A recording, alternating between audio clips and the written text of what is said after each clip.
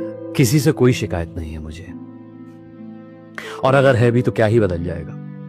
जिसके पास जाऊंगा एक शिकायत लेकर, वो शायद पहले से ही मेरी सैकड़ों शिकायतें लेकर बैठा होगा। बड़ा अजीब सा हिसाब है रिश्तों का। किसी अपने से बस जरा सा कुछ बोलकर देख लो, जरा सा, वो अपने अंदर का जमा सारा जहर उगल देगा तुम पर।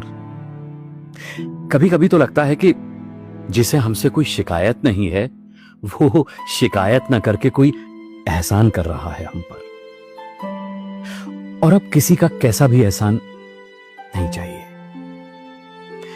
थक गए हैं अब हर बात को समझाने में, हर रिश्ते को बचाने में, हर बार खुद को गलत साबित होने से बचाने में। कब तक कब तक कब तक दूसरों की सोच, दूसरों के हिसाब से, दूसरों की उम्मीदों में खुद को घिसते रहेंगे।